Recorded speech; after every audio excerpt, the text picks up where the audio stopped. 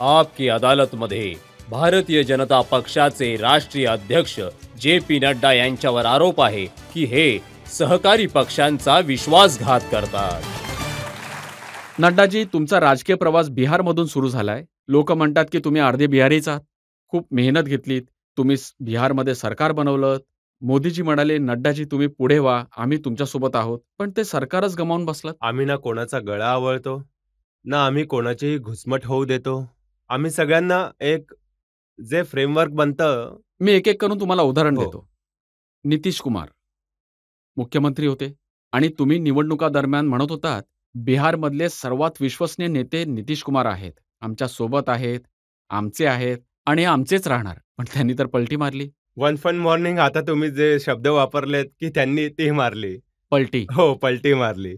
आता त्यांनी ती मारली तर मारली, पण आम्ही त्यांना पाठवलं नव्हतं. त्यांची संख्या विधानसभेत 43, आमची संख्या 74 होती. मी त्यावेळेचं बोलतोय, आज ती 78 आहे.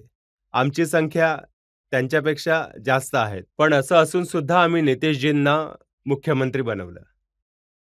जेव्हा ते आम्हाला सोडून गेले, त्याच्या फक्त 1 आठवड्यापूर्वीच मी आणि अमित शहाजी आम्ही दोघे पटण्याला गेलो आणि नितीशजी आमचे लीडर आहेत हे आम्ही स्पष्ट केलं होतं, जाहीरपणे सांगितलं होतं. बिहारमध्ये ते आमचे नेते होते. हो, जर कोणाला स्वतःच्या सावलीची भीती वाटू लागली, जर आमच्या विकासाच्या दृष्टीने कोणाला वाटलं की आम्ही पार्टीचं काम थांबवू, तर हे शक्य नाहीये. बघायला गेलं तर तुमचा पक्ष वाढत चालला होता. त्यांचा पक्ष छोटा होत होता. तर भीती तर वाटणारच नाही, ना. ते त्यांचं काम आहे ना, त्यांचा पक्ष वाढवणं. त्यामुळे आम्ही काही नाही करायचं ही आमची जबाबदारी नाहीये. आमचा पक्ष तर मोठा करायचाच आहे. पण हो, त्यांचा सन्मान करून आम्हाला मोठं व्हायचंय. आम्ही आजही चर्चा करताना सुद्धा एकेकाळच्या सोबत असलेल्या सोबत जसं वर्तन असलं पाहिजे तसंच बघा, आम्ही त्यांच्या करतो आहोत. पार्टीचे नेता ललन सिंग आहेत. त्यांनी त्यावेळी सांगितलं होतं की जर आम्ही बीजेपीची साथ सोडली नसती, आम्ही एनडीएमधून बाहेर पडलो नसतो, तर आमचं सरकार पडलं असतं. म्हणजे तुम्ही सरकार पाडणार त्याआधीच नितीश कुमार यांनी पलटी मारली. नाही, ते त्यांचं ते रजतजी, तुम्ही हे अगदी अगदी बरोबर बोलताय. मी तुम्हाला सांगतो, जो त्यांचा सन्मान आमच्यासोबत युती करून मुख्यमंत्री म्हणून मिळाला, तसा त्यांना कधीच मिळणार नाहीये. आज त्यांची जी अवस्था आहे ती तुम्हाला तर माहितीच आहे. आता प्रशांत किशोर थोड्या दिवसांपूर्वी बोलत होते की नितीश कुमार त्रासलेले आहेत नव्या अलायन्समध्ये, की ते बीजेपी सोबत परत संपर्क करू इच्छित आहेत. आम्ही कोणताही संपर्क केलेला नाही, ना त्यांनी आमच्याशी संपर्क साधलाय, ना आमची इच्छा आहे संपर्क करायची. आम्ही लोकांनी त्यांच्यासोबत काम केलं, जेवढे दिवसही काम केलं, चांगल्या प्रकारे काम केलं. ते आम्हाला सोडून गेले. हा निर्णय त्यांचा होता, तो त्यांना लखलाभो.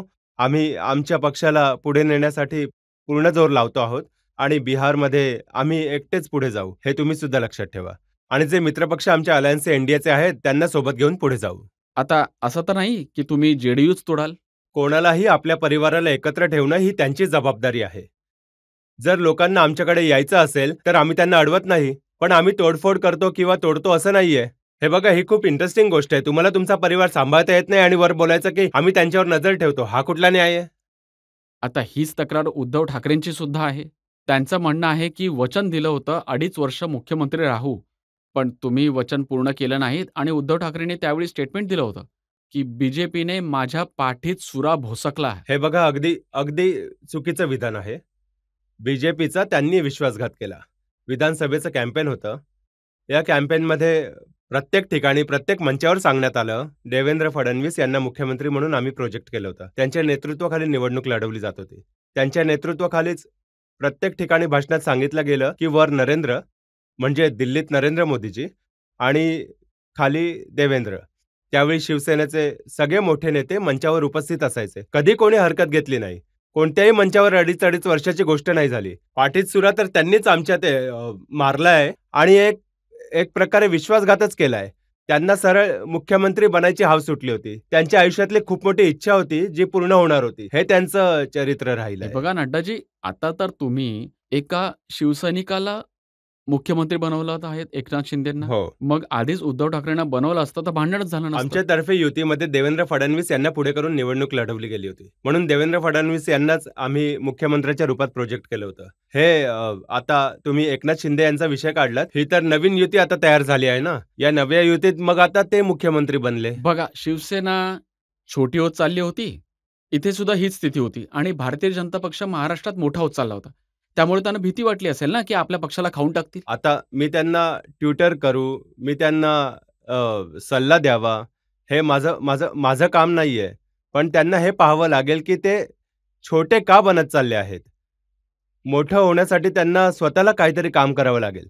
जिथपर्यंत भारतीय जनता पार्टीचा प्रश्न आहे, आम्ही मोठं होण्यात आणि आमचा विस्तार करण्यात, पक्ष वाढवण्यात, आमचा क्षेत्र वाढवण्यात, आपल्या लोकांना जास्तीत जास्त लोकांना जोडण्यात आम्ही कोणती कसर सोडणार नाही आहोत. सबका साथ, सबका विकास, सबका विश्वास, सबका प्रयास या नीतीनेच आम्ही या देशात राजकारणाला पुढे घेऊन जाणार आहोत.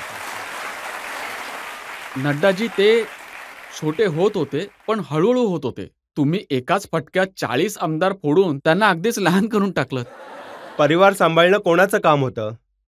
आम्ही थोडी ना काही केलं. ते ते स्वतः आमच्यासोबत येऊन सरकार बनवण्यासाठी इच्छुक होते. चांगलं काम करत आहेत.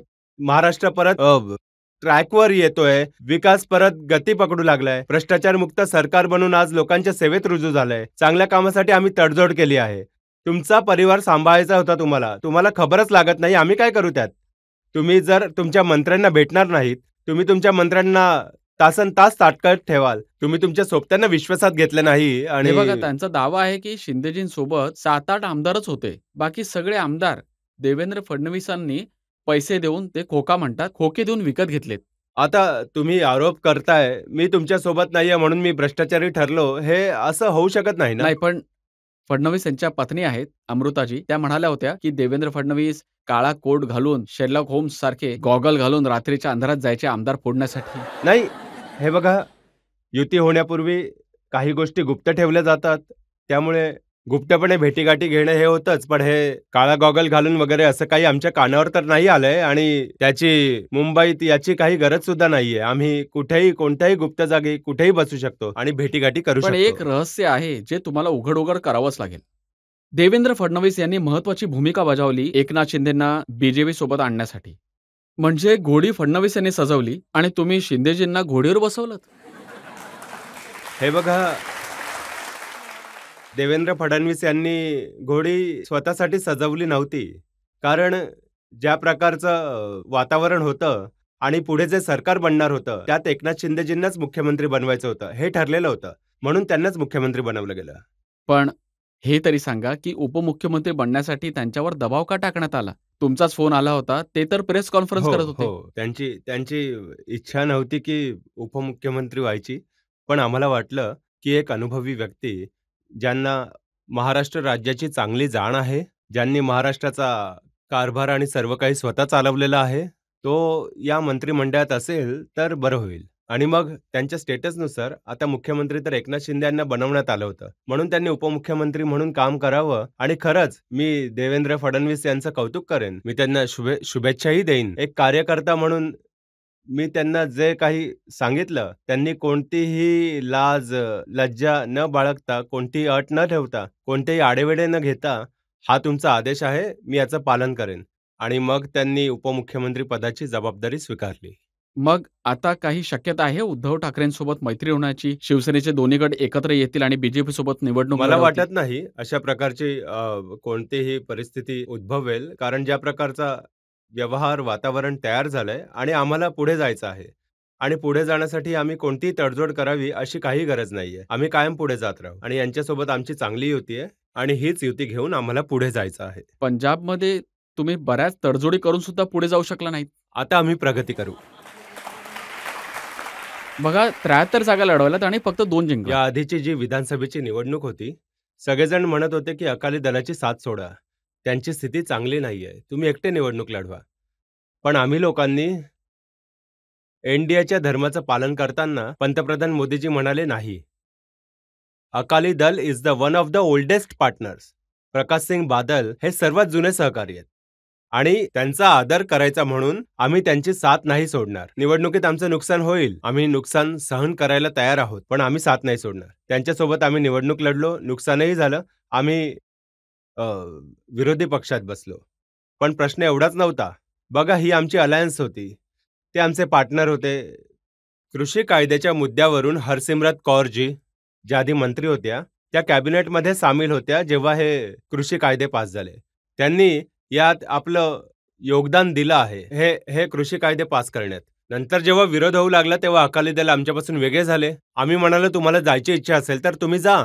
एवढी वर्ष या अलायन्समुळेच आम्ही शहरातल्या 117 जागांपैकी फक्त 23 जागा लढणारी पार्टी होतो. तीही छोटी, तेही शहरातल्या जागा लढवायचो, गावी गेलोच नव्हतो. आज जेव्हा आम्ही या युतीतून बाहेर पडलो, भारतीय जनता पक्षाला पहिल्यांदाच 73 जागा लढवायची संधी मिळाली. येणाऱ्या काळात पंजाबमध्ये भारतीय जनता पार्टी हाच पर्याय बनते आहे आणि बनेल आणि पुढचं सरकार भारतीय जनता पार्टीचंच असेल.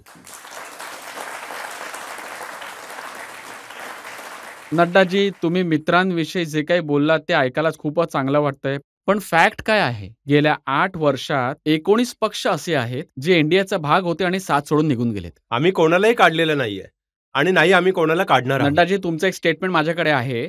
तुम्ही म्हणाला होतात की देशातले सगळे पक्ष संपुष्टात येतील, फक्त बीजेपी बाकी राहील. आम्ही विचारधारेवर चालतोय की देशातले स्थानिक पक्ष नष्ट होतील. तुम्ही तर सगळ्यांना संपवायला निघालात. मी तुम्हाला समजवतो.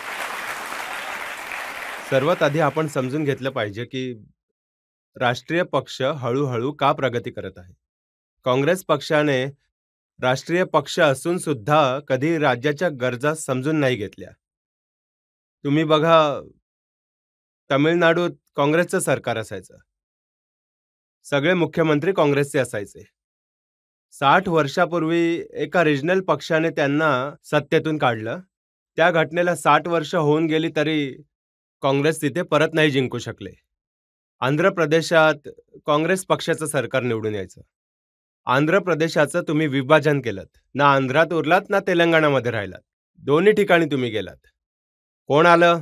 एका ठिकाणी वायएसआरचा पक्ष आंध्र प्रदेशात सत्तेवर आला, तामिळनाडूत एआयडीएमके आणि डीएमके आले, तेलंगणामध्ये केसीआरचा पक्ष आला, केसर चंद्रशेखर रावचा पक्ष आला, तेलंगणा राज्य समिती आली आणि आता हल्लीच ती भारतीय राज्य समिती बनली आहे. पश्चिम बंगालमध्ये कोण आलं? पश्चिम बंगालमध्ये ममता बॅनर्जी आली, तृणमूल काँग्रेस सत्तेवर आली. उत्तर प्रदेशात तुम्ही एवढी वर्ष राज्य करत होतात, तुमच्याच पक्षाचे मुख्यमंत्री असायचे. उत्तर प्रदेशातून तुमचं उच्चाटन झालं आणि तिथेही एक रिजनल पार्टी सत्तेवर आली, समाजवादी पार्टी. या रिजनल पार्टीज या हळूहळू हे पक्ष फॅमिली पार्टीजच बनत आहेत आणि फॅमिली पार्टीज बनल्यामुळे मला असं वाटतं की हे अनसायंटिफिक आहे, हे भारतीय भूमीवर टिकू शकत नाही. म्हणून या रिजनल पार्टीज स्वतःच आपोआप नष्ट होतील. कधी भाऊ पुतणे लढतील, कधी काका पुतणे लढतील, कधी भाऊ भाऊ लढतील. या रिजनल पार्टीज या फॅमिली पार्टीजचा प्रॉब्लेम होणार आहे. कारण भारताच्या जनतेमध्ये भारतीय जनता फॅमिली पार्टीजना, परिवारवादी पार्टीजना रिजेक्ट करणार म्हणजे करणार. म्हणून बीजेपी प्रगती करेल. नड्डाजी, जेव्हा तुम्ही हे असं म्हणता ना की स्थानिक पक्ष संपुष्टात येतील, परिवारवादी पक्ष नष्ट होतील, फक्त बीजेपी पार्टी उरेल, तेव्हा मुगले आझमचा एक डायलॉग आठवतो, कनीज की आरजू जुबां पे राही गई. नाही, बघा तुमची तर काय इच्छाच आहे की सगळे पक्ष नाही, नष्ट माझी व्हावे. इच्छा नाहीये. मी तर त्यांना सांगतोय, हे बघा, I believe in healthy competition. मी तर हेल्दी कॉम्पिटिशन बद्दल बोलतो. पण मला दिसतंय की जर तुम्ही छोटे लक्ष ठेवून जे तुम्ही चालता आहात, तर तुम्ही आमच्या मोठ्या लक्ष्यांसोबत मॅच कसं काय करू शकाल? देव तुम्हाला सद्बुद्धी देव, तुम्ही प्रगती करा, मला कुठे प्रॉब्लेम आहे. पण जर तुम्ही अशा मार्गाने चालाल तर आमच्या जवळ नाही पोहोचू शकणार.